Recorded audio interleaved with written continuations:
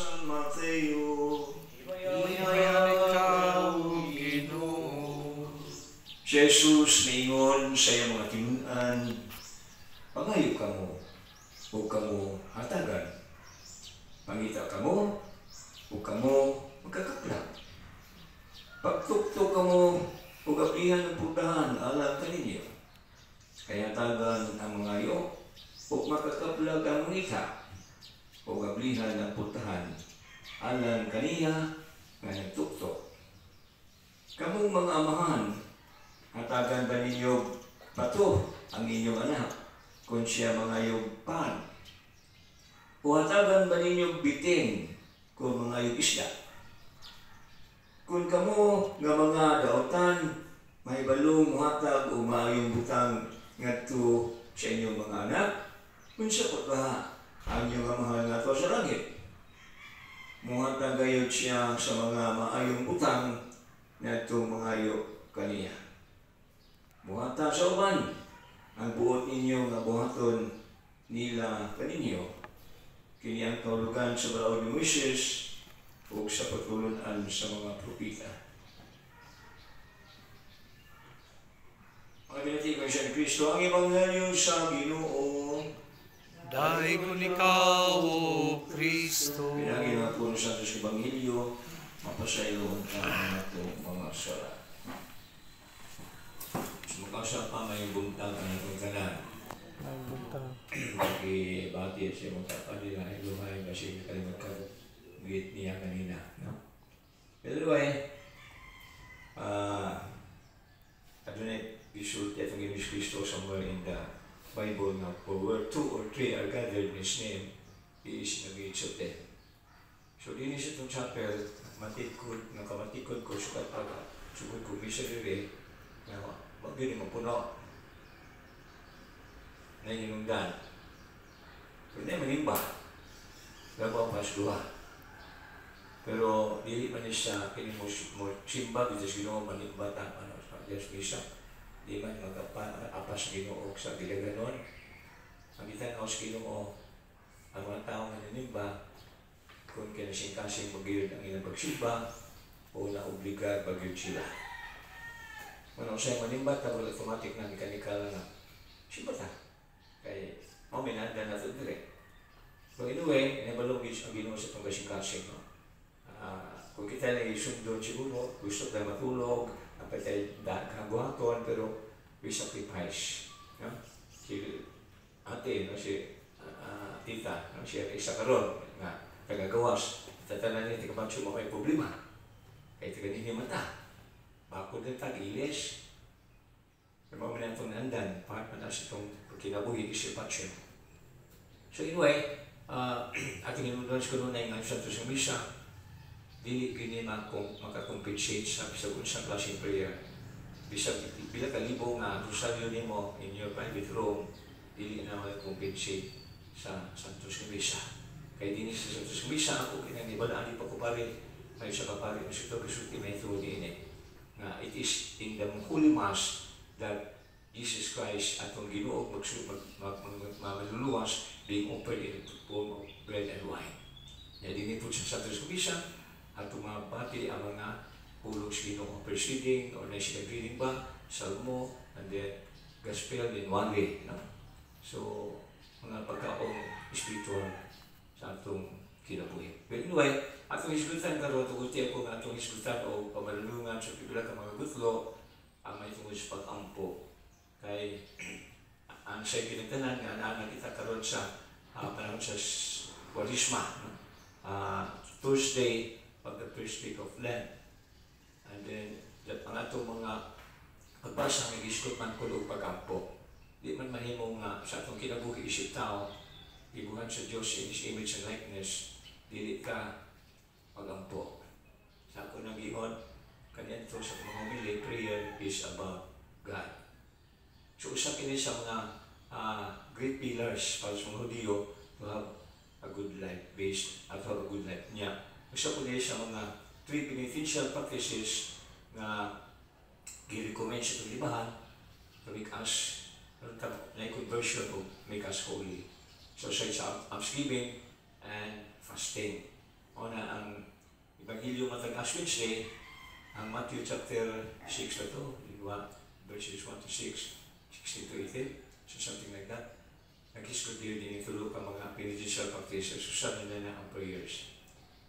Ang yan to Matthew, kung sa'yo, ang Ebanghelyo, Matthew chapter 7, chapter 6, verse 7 to 15, mga bro. Yes, chapter 6, Matthew, verse 7 to 15, nag-isgot sa prayer, Dear Our Father. So, kasagaran na ito mga Katoliko, sa mas ng mga pare, o dili pare, pag-isgot ng prayers, ang pinaka-malimtan sa mga tao, kanang Our Father, o kaning atong Ebanghelyo karon. Ask and you shall receive, seek and you shall find, knock and the door shall be open, etc. etc. Ang ginatong di makalimutan kung di mo sayo pa.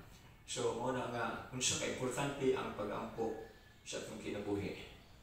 Di mahimo mag-ampo lang sa kay na pangayoon sa Ginoo. Muna kung mahimo, kasimba ka, di na kayo matag Domingo, isig rini, kundi matag adlaw, no? Pipila lang mga tao nga adunay may commitment, no? Mga simba. Bisa kami mga pare ako, for example, di ko kagawa sa sahay, kaya nagpus palay, mag-online. Siyempre lang ko wala, nagapo na lang ko. No, ako na isa po, sa una ako na isa, pero doon kay, makanang big horse, hindi mahulot kayo, magamit yung big horse, o tikadlaw pa. So, mag-online ko siya, tapos gawas, tapos cathedral, kasimba lang. So, yan na, Huwebes, committed mo ko dire, guman pa mga schedule, I have to go, kung kaya. Kung ikot na kung yan pagkaya ito, Diyos Ginoo, pilala akong isa. Lampas pag ima, pito, kinagdagan malo siguro. Ang buot pag ugyabot, napulo wa siguro. Dito sa Manila, ako sa Luzon. Nagwanta na ko kay, nakoy mga semester na buhi, ako rin pare, mabot ako Paranaque, nagtag ko po yung sa Tipulo, to celebrate Mass. So, sa unang pagbasa ito na dumog na si Hagay na Esther, nagampo kayo sa Ginoo.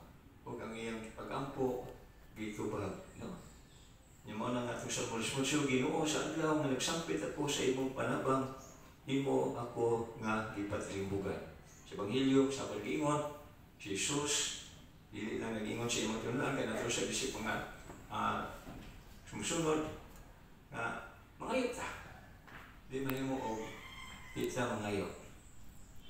Kaya iya man yung isulti, promise niya. No? Pinsa itong mangayot, pagkatagan.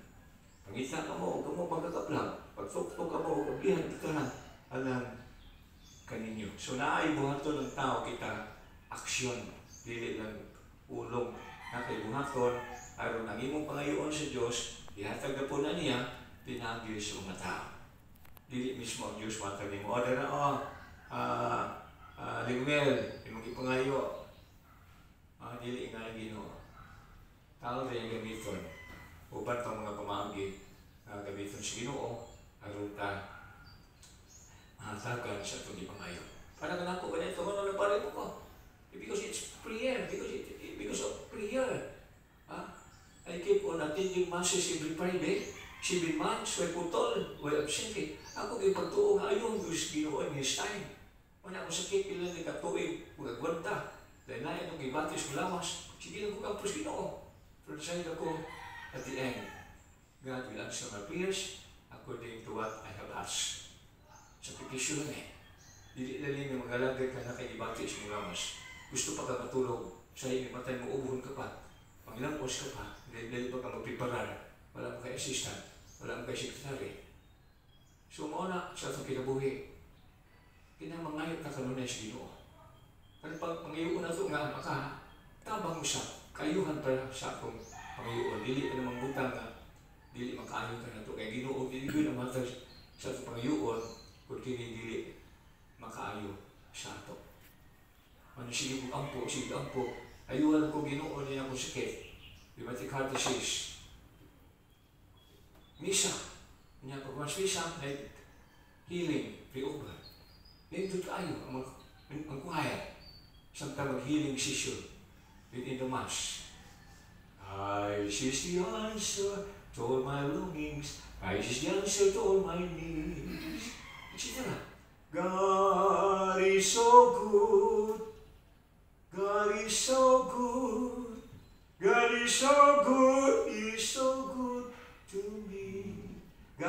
answers prayers, etc. I know the Lord will answer all my prayers. I know the Lord will answer all my prayers. If I live a holy life, shun the wrong and do the right, I know the Lord will answer all my prayers. Yes, God answered my prayers. Kainom ko sa Ginoo, conditional prayer. Lord, ayaw ako din sakit. Gusto ko minyo, magabugado, mga politician. Ay, siguro, politician ko, gobernador ko sa Bohol, congressman ba, presidente sa Pilipinas, nagyatag sa Ginoo. Pagpalik man. Naayaw ko. Nakapromise mo ko sa Ginoo kung ayuho niya. Hindi ko ganahan mamakak. Isulid ko siya na. Gusto pa ako manrato, kaya gusto ko mahirit. Pagpalik ko sa Ginoo, kaya dami yung message. This is my will, grace is with this glory, you will persevere everything. Ako maging altar boy, the minister. Siya Joseph Cathedral, may payroon niya. Marami niya siya, pag-yoga ako sa healing ministry. To know what's the will of God. Promote yung mensahe sa payroon. Paminawan na ito ang Diyos, isa sa kanila. Ang leader may ingon, sa kanila yung instrumento sa Ginoo. Aron ako madungog ang iyang mga pulong. Dili pangayo ka magpagatagan, kung dili biingon siya, this is my will. Ako ni kabuguton. Grace is with this flow, if you will persevere everything. Tinuod na 100% correct. Di mo siya ipag Ginoo. Ihatag niya para sa kong kaayuhan. Na ako'y gusto, wala na ko mahimo, iunan ako ang Diyos. Disipline. Burden gini sa akong kinabuhi kay ako'y gusto, pero akong isacrifice, akong gilinay. Ipasa na ko ni magkrusa. Aron ko makasunod ni Kristo. Wag ko nito sabihin. Pero sa mani, Bisag inani ko, nagyapoy ko'y tinigong. Di na ko milyonaryo. Siguro katigong ko, o kung natagsuban, nagkan ko kwarta. Milyonaryo na siguro ko. Nindot ako mga sakinan, kumpara siguro ko ba. Pero I denied myself. Naisip ko lang ko din siya kumplite 40 o pila. Magpag-claim sa akin. Why? Maunay kayo ang Ginoo para na ako. The way I look at it. Gusto sa Ginoo nga, natin sa sakripisyo. Mahimot ang Ginoo. Dili ka ng ayahay. Ayahay! Okay naman, iman siya lang ng ayahay nga kinabuhi. Pero pa na hindi na siya sakripisyo. Amen? Ano naman mga sinista, mapagi man. Nagwanta lang ta. Padayin ta. Ang pula. Magtinipagay ta. Magtapunta sa Ginoo. Mag-ija-ija, aw-aw. Amen?